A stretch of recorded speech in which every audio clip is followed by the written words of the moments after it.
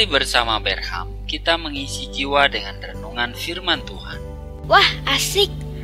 Ini yang Berham nantikan. Apalagi hari ini tentang hukum Allah. Apa sih yang dimaksud? Persiapkan diri baik-baik semuanya. Jangan memikirkan yang lain. Kita melatih konsentrasi mendengarkan dari Keluaran pasal 20. Dengan mengingat bahwa Tuhan itulah Allah. Kita telah membawa umatnya keluar dari Mesir, dari tempat perbudakan itu. Teman-teman duduk manis ya, karena ini sangat penting. Shalom anak-anak, mari kita sama-sama tundukkan kepala dan kita berdoa. Bapa dalam sorga, kami berterima kasih untuk pertolongan Tuhan yang sudah diberikan dari hari ke hari dalam hidup kami.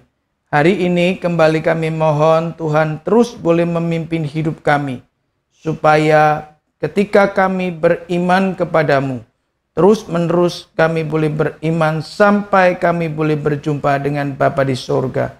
Dan sekarang Tuhan, kami akan belajar kebenaran firman-Mu. Tolonglah kami, supaya hanya dengan kekuatan dan pertolongan Tuhan pula, kami boleh melakukan setiap kebenaran firman itu dalam hidup kami kepada Tuhan. Di dalam nama Tuhan Yesus kami berdoa. Amin.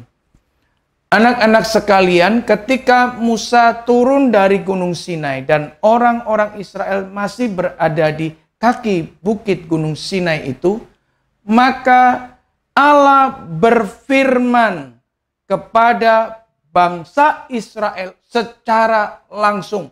Artinya tidak melalui perantaraan Musa.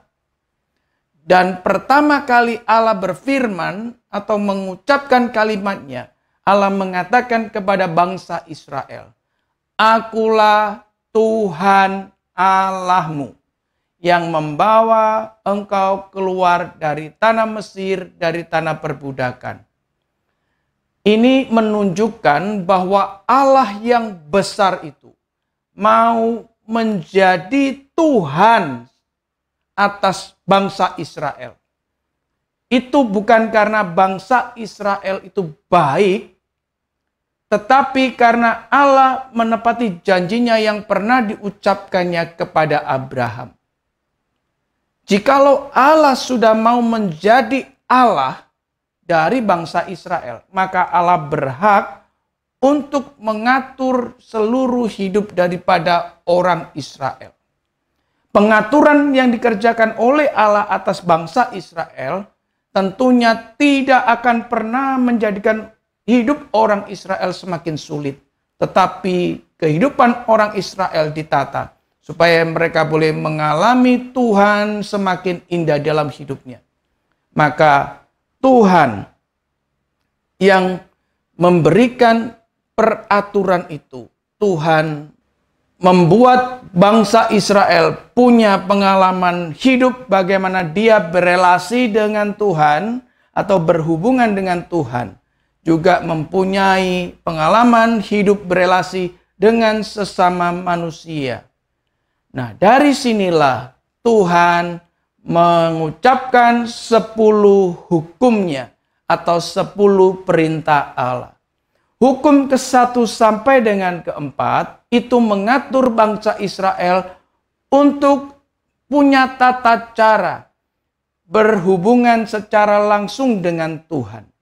Dan pada bagian yang ke-5 dan seterusnya, maksudnya sampai dengan yang ke-10, Allah mengatur untuk bangsa Israel mempunyai relasi yang indah dengan sesama manusia. Dengan demikian, bangsa Israel bisa menikmati relasi dengan Tuhan indah, relasi dengan manusia juga indah.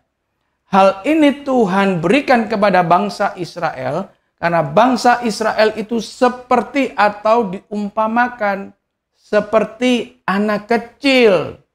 Anak kecil biasanya seperti kalian dan saya dulu waktu masih kecil, biasanya harus ada kalimat-kalimat yang boleh menuntun kita untuk kita tidak mengalami bahaya. Andai kata orang tua kita mengatakan, jangan bermain api, jangan bermain pisau, dan macam-macam.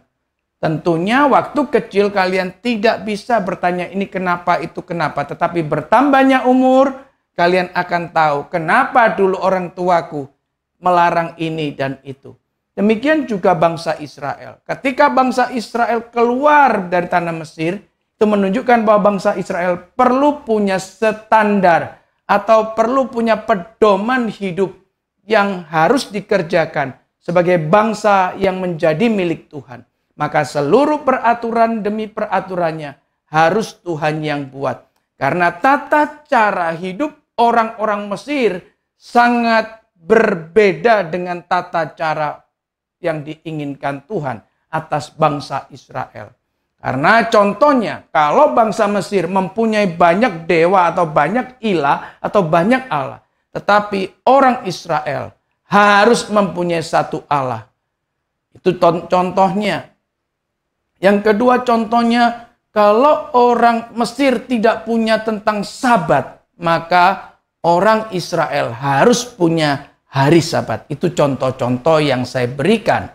Nah, anak-anak sekalian, ketika orang Israel bertambah di dalam kerohanian dan imannya, Tuhan mengharapkan bahwa setiap perintah yang diberikan oleh Tuhan ini boleh menjadi dasar di dalam perkembangan kerohaniannya yang akan datang. Apakah peraturan-peraturan ini berlaku pada zaman orang Israel di situ saja? Tidak. Peraturan-peraturan yang Tuhan tentukan 10 hukum itu berlaku juga sampai hari ini pada kita yang menjadi anak-anak Tuhan. Nah, ketika semua ucapan itu diberikan oleh Tuhan, bangsa Israel sadar, kalau aku ini langsung berhubungan dengan Tuhan, mereka tidak berani. Kenapa? Karena mereka beranggapan, kalau aku yang langsung berhadapan dengan Tuhan, aku pasti bisa mati. Karena bangsa Israel melihat dahsyatnya kehadiran Tuhan, yaitu seperti dituliskan, ada guntur yang gemuruh begitu luar biasa, kilat sabung menyabung, awan pekat menudungi daripada bukit Sinai atau gunung Sinai. Ada asap yang keluar dari gunung. Oh, orang Israel menjadi takut. Maka orang Israel berkata kepada Musa, Musa, engkau saja yang menjadi pengantara kami. Kepada engkaulah saja Tuhan itu berbicara dan engkau Musa berbicara padaku. Tapi Musa menjawab dengan kalimat, sebenarnya Tuhan yang hadir hari ini itu sedang menguji engkau. Yang kedua, Tuhan yang hadir hari ini itu sebenarnya adalah untuk membuat engkau, hai orang Israel, mempunyai rasa takut dan hormat kepada Tuhan, supaya engkau tidak berbuat dosa. Sebenarnya Tuhan itu sangat mempermudah orang Israel, yaitu dengan kesadaran Tuhan yang kudus hadir, aku tidak boleh berbuat dosa. Dan hari ini, mari kita sama-sama sebagai anak-anak Tuhan yang sudah ditebus oleh darah Yesus Kristus, yang Tuhan sudah memberikan kewenangan untuk kita dengan tidak takut berdoa menghampiri Tuhan.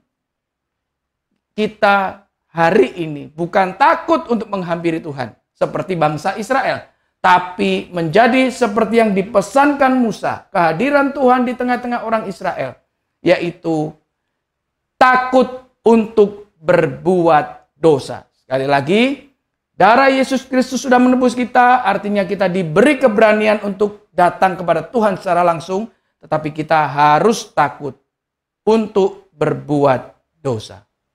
Amin. Mari kita berdoa. Bapa dalam surga, kami berterima kasih untuk kasih setiamu yang telah menolong kami untuk mempunyai keberanian dan kebebasan datang kepada Tuhan dengan penuh hormat. Tetapi sekaligus Tuhan mengajarkan kami supaya kami takut untuk berbuat dosa, sehingga hidup kami terus boleh suci dan kudus di hadapan Tuhan, menyenangkan hati Tuhan. Dalam nama Tuhan Yesus kami berdoa. Amin. Banyak hal yang diajarkan dalam petualangan kerajaan Allah.